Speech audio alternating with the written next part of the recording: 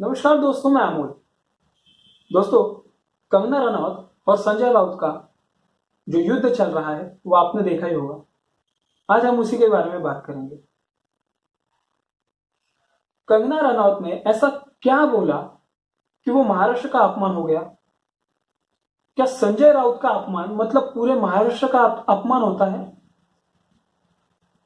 मुंबई के बाहर कोई भी संजय राउत को नहीं जानता है। संजय राउत को लोग जानने लगे हैं जब से ये तीनों की सरकार बनी है, शिवसेना, कांग्रेस और एनसीपी। क्योंकि उस दरमियान संजय राउत ने जो कांड किए हैं, कैसे कैसे ये सरकार बनाई है, उस वजह से महाराष्ट्र में संजय राउत को लोग जानने लगे। किसी अच्छे काम की वजह से संजय राउत को कोई नहीं जानता। और उसने अब तक जो कुछ भी बेतुके बयान दिए हैं, चाहे वो WHO के बारे में हो, महाराष्ट्र के बारे में हो, या फिर मोदी जी के बारे में हो, या फिर भाजपा के बारे में हो, मतलब भाजपा कितना भी अच्छा कर ले, कुछ भी कर ले, उसमें कोई ना कोई खामी, कोई ना कोई कमी संजय राउत और शिवसेना निकालेगी ही निकालेगी। और यही नहीं दोस्तों, जब शिवसेना और भाजपा की सरकार थी 2014 से पहले महाराष्ट्र में, ये सत्ता में रहते हुए भी भाजपा की गलतियां निकाल रहे थे। तो ये किस हद तक सही है? अगर आपको भाजपा की कोई बात अच्छी नहीं भी लगती है तो आप छोड़ दीजिए, तोड़ दीजिए, आपकी जो युति है वो तोड़ दीजिए, लेकिन आप में उतना दम है नहीं। खैर दोस्तों, कंगना रनौत ने जो बोला वो कहीं से भी गलत नहीं था, ऐसा मेरा मानना है। और मेरे ख्याल से महाराष्ट्र के भी लोग जानते हैं, बहुत से लोग जानते हैं कि वो कहीं से भी गलत नहीं था। और संजय राउत को ये पहले से आदत है कि जो कुछ भी हो खुद के हम पे ओढ़ लेना है, बस। कंगना के विषय में भी यही किया उसने। और शिवसेना, जब से इन तीनों की सरकार बनी है तब से संजय राउत के बयान ऐसे रहे हैं कि उससे हर बार उद्धव ठाकरे को तकलीफ होती है या फिर उनकी सरकार रिस्क में आ जाती है। और दोस्तों, मैं आज ये कह रहा हूं कि जब कभी उद्धव ठाकरे की सरकार डूबेगी तो उसका कारण संजय राउत ही होगा। देख लीजिए आप। क्योंकि जिस तरह से ये इंसान एक MP है, संपादक है सामना का, और शिवसेना का प्रवक्ता भी है, उस इंसान से इस तरह की भाषा का इस्तेमाल करना कितना जायज है? आप तय कीजिए। मुझे तो कहीं से नहीं लगता कि ये सही भाषा है। और अगर ये ऐसी भाषा इस्तेमाल करेंगे तो कंगना क्यों ना करे? वो खुद को डिफेंड तो करेगी ना। और हद तो तब हो गई जब BMC के अधिकारी और शिवसेना के कार्यकर्ता कंगना रनौत के ऑफिस को तोड़ने गए, और उन्होंने कारण क्या बताया ऑफिस तोड़ने का? कि ये इलीगल है, अनधिकृत है। तो ये आज आपको पता चला कि वो ऑफिस, वो जगह इलीगल है, अनधिकृत है, और आज आप वो गए तोड़ने। क्यों? क्योंकि कंगना आपके खिलाफ बोल रही है। मतलब कहीं पे कुछ गलत होता है तो उसे देखकर आपको चुप रहना चाहिए। महाराष्ट्र में सरकार के खिलाफ कुछ नहीं बोलना चाहिए। क्या ये होती है अभिव्यक्ति की आजादी? फ्रीडम ऑफ एक्सप्रेशन इसे कहते हैं। अगर इसे ही फ्रीडम ऑफ एक्सप्रेशन कहते हैं तो फिर ऊपर वाला ही मालिक है। महाराष्ट्र को फिर कोई नहीं बचा सकता। और दोस्तों, आज शिवसेना को और संजय राउत को खासकर मिर्ची तब लगी जब केंद्र से अमित शाह जी ने कंगना रनौत को Y+ सिक्योरिटी प्रदान की और उसके लिए कंगना रनौत ने उनका धन्यवाद भी किया। क्या एक महाराष्ट्र की जो मतलब जिसकी कर्मभूमि है महाराष्ट्र, वो बहुत बाहर का है कंगना ने, उसकी सुरक्षा की जिम्मेदारी महाराष्ट्र सरकार की नहीं बनती?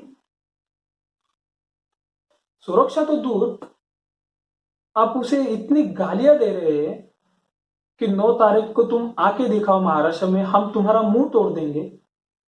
हमारी महिला जो कार्यकर्ता है वो तुम्हारे मुंह पे कालिक पोत देगी। क्या ये सही है दोस्तों?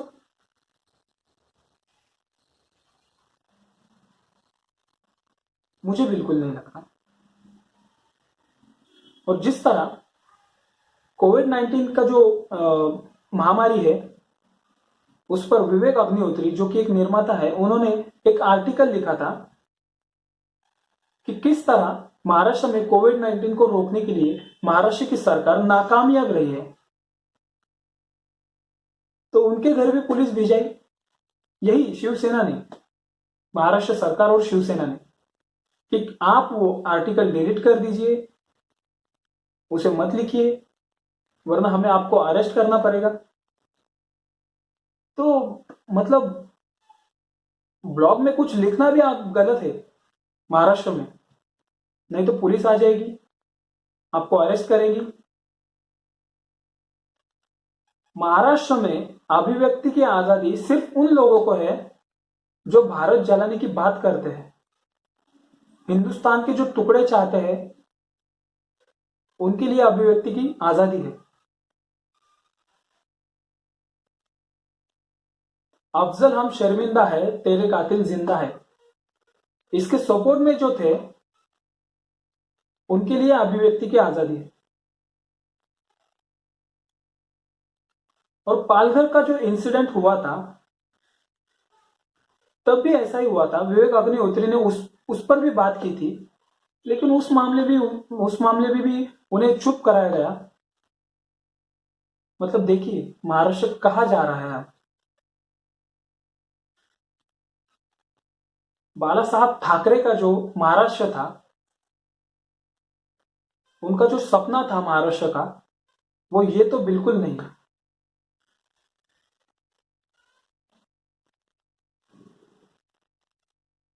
अगर वो आज जिंदा होते तो क्या उन्हें ये अच्छा लगता सब देख के? बिल्कुल भी नहीं। अर्नब गोस्वामी को देखिए दोस्तों, अर्नब गोस्वामी को किसने बड़ा बनाया? पालघर में जो साधुओं की लिंचिंग हुई उस पर अर्नब गोस्वामी ने बाकायदा एक डिबेट की थी, और उस डिबेट में उन्होंने सारे के सारे मुद्दे और वो जो वीडियो था उसे भी दिखाया कि किस तरह साधु पुलिस को पकड़ रहे थे कि हमें बचाओ, हमें बचाओ, और पुलिस ने उनका हाथ छोड़ा और उन्हें भीड़ के हवाले सौंप दिया। तो क्या इस पर महाराष्ट्र सरकार का, पुलिस का क्रिटिसिज्म नहीं करना चाहिए कि जिन्हें आपको बचाना था आपने उन्हें ही लिंचिंग करने वालों के हवाले सौंप दिया? तब अर्नव को भी थ्रेट्स आने लगे, उनके खिलाफ एफआईआर हुई, और उसी दरमियान उन्होंने एंटोनियो माइनो का भी नाम लिया था, तो वो उसका भी मुद्दा उसी में ऐड हो गया, और तकरीबन 200 एफआईआर, दोस्तों 200 एफआईआर अर्नव गोस्वामी के खिलाफ दर्ज कराई गई। देखिए 200 एफआईआर एक दिन में, और सुशांत सिंह की मौत होती है और एक एफआईआर नहीं दर्ज की जाती है। तो क्या इसके खिलाफ बोलना भी गुनाह है? जबकि अर्नव गोस्वामी ने सच कहा था, और सुशांत का मुद्दा वो भी सही था, लेकिन उसके खिलाफ एफआईआर नहीं दर्ज की। दर्ज कहाँ गई एफआईआर? पटना में। और वही पूरी की पूरी गेम पलट गई। उस बारे में हम अगली वीडियो में बात करेंगे। लेकिन दोस्तों, आप मुझे कमेंट सेक्शन में बताइए कि क्या कंगना ने जो कहा वो सही है या संजय राउत ने जो कहा वो सही है। तब तक के लिए नमस्कार दोस्तों।